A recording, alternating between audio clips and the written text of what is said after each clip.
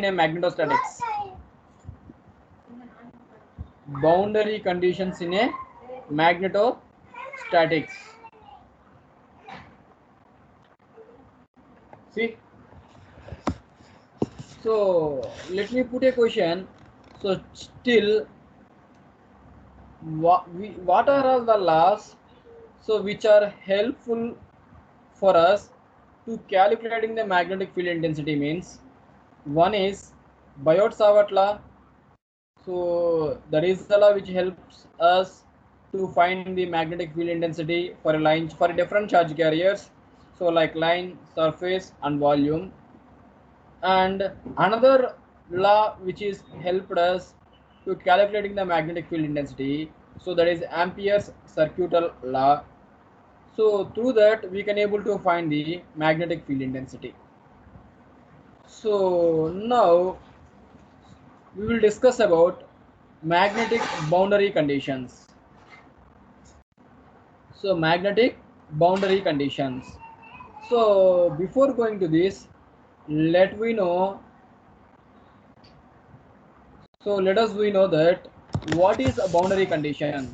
It is a area with separating between the two planes, or it is a line, it is a place which separates the two planes.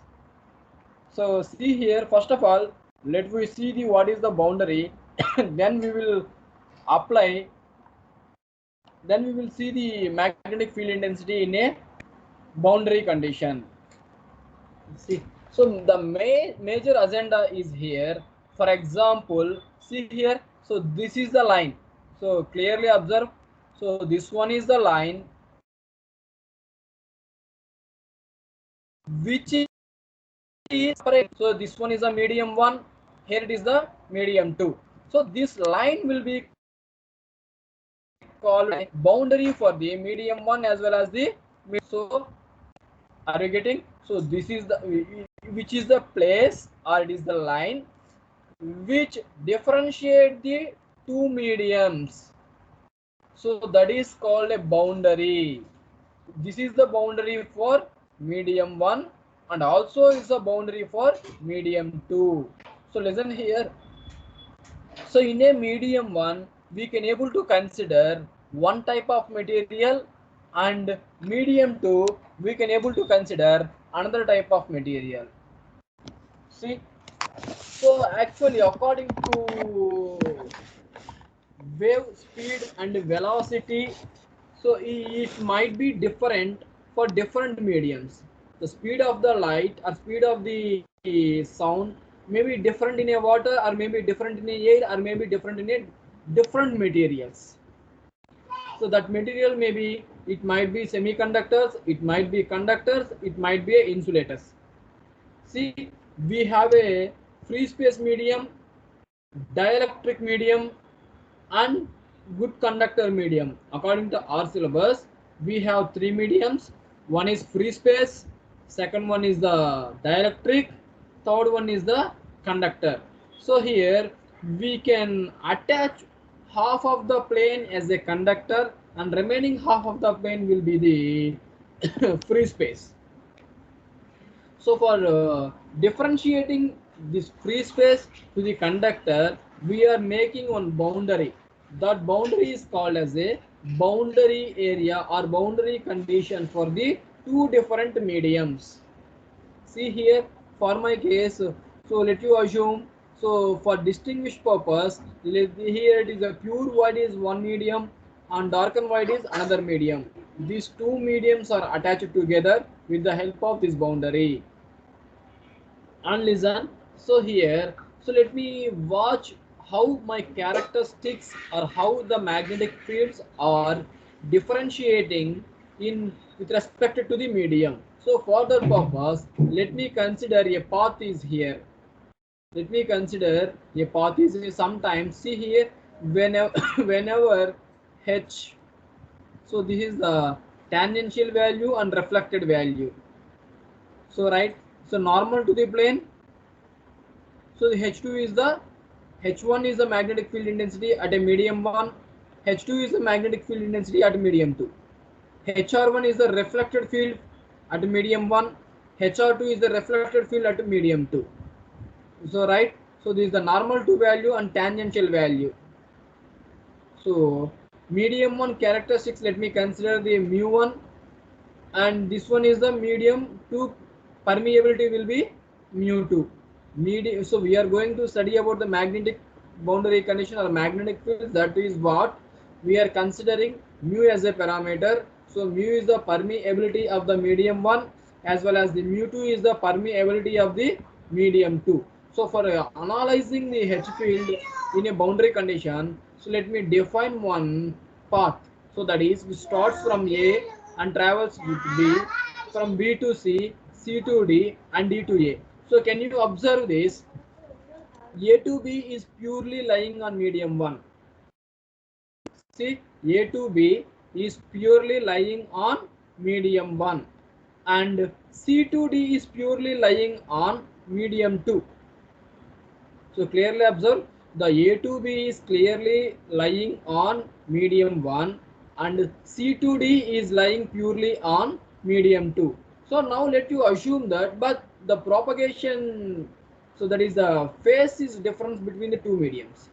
So A to B is the forward direction, C to D is the reverse direction. Whatever it, you just consider the phase also, but we are saying that, so A to B is purely lying in medium 1 and C to D is purely lying in medium 2. So now let me consider B to C. So B to C, half of the, so let me consider this is the line which dividing two mediums. So this is doing my B to C vertical line to two halves, so which are quite similar, and two equi halves, so two equi portions, right? So this boundary will making my B to C line into two equi portions, and actually B to C is height can be considered as a delta H. The width of the line is delta omega, height of the line is delta H. Okay, width of the line is delta omega, height of the line is delta H. So for see here, the half of the line will belonging to the medium 1, remaining half of the line is belonging to the medium 2. So that is what, so in a medium 1, height of the line can be considered as delta H by 2, and a medium 2, the line. Here our intention is to calculating the magnetic field intensity at the boundaries. So this is our intention. So before going to this, we should know the characteristics of the medium 1 as well as the characteristics of the medium 2. So for consideration, I have made a path that is A, B, C, D and A. A to B, it contains the width is delta omega, and C to D also it is delta omega. And we have a B to C is the height is delta H.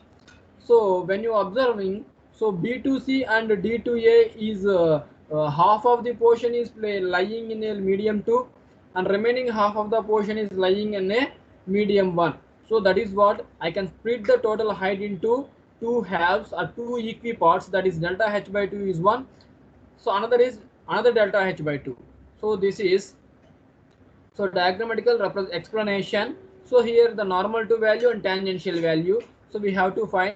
So for that, so we can have HT1 minus HT2 equal to K. If K equal to 0, the surface current density K is equal to 0. So at that time, so HT1 equal to HT2, tangential. HT1 means the tangential value for medium 1. T2 means tangential value for medium 2. So these are the same. The tangential magnetic field intensity is continuous across the boundary when the surface current density is 0.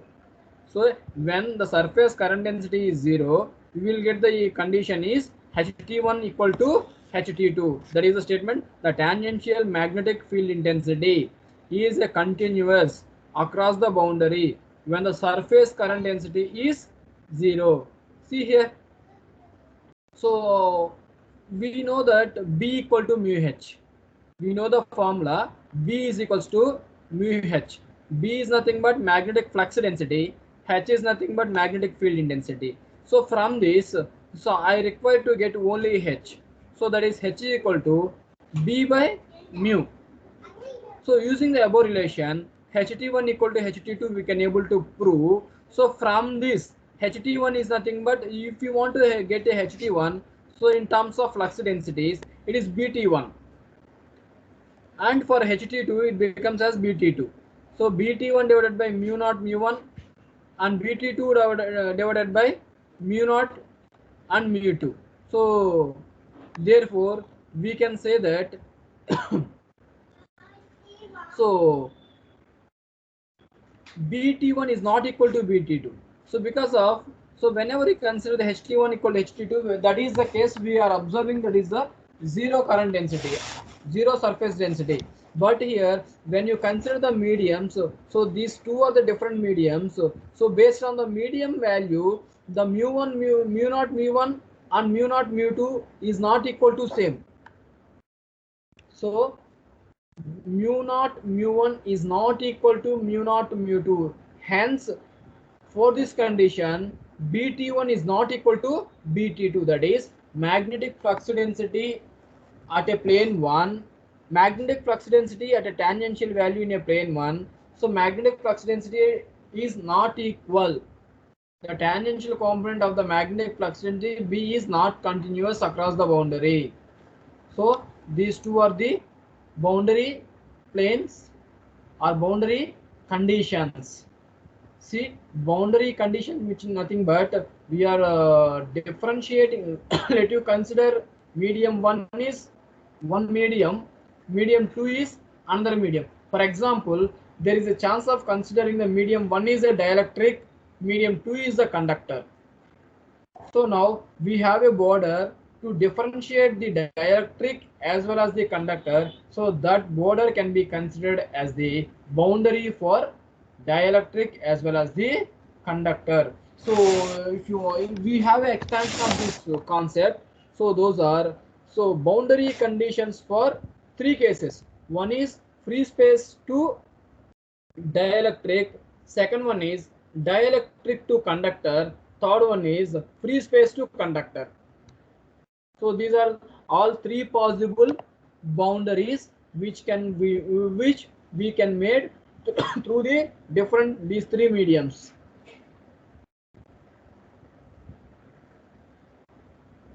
So this is the generalized magnetic boundary condition in magnetostatics. Any doubts in this?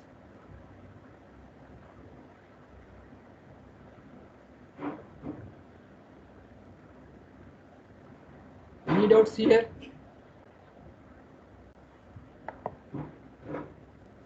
So I think so we have cleared the magnetic force, and based on the force here he given one problem.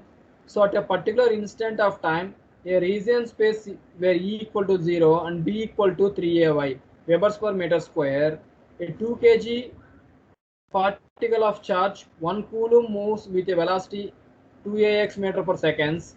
What is the particular acceleration due to the magnetic force? So given data, charge is given, that is 1 nanocoulombs, mass is given, that is 2 kgs, velocity is given E equal to 2ax meter per second, electric field is given is 0, magnetic flux density is given 3 by Webers per meter square. They are asking you to find the F. Force they have to find, but it's a magnetostatics actual formula, Newton's second law, it is F equal to ma. So given these quantities, for suitable formula is F equal to Q into E bar plus U bar cross B bar. So I think all the values have given here. F equal to Q into E plus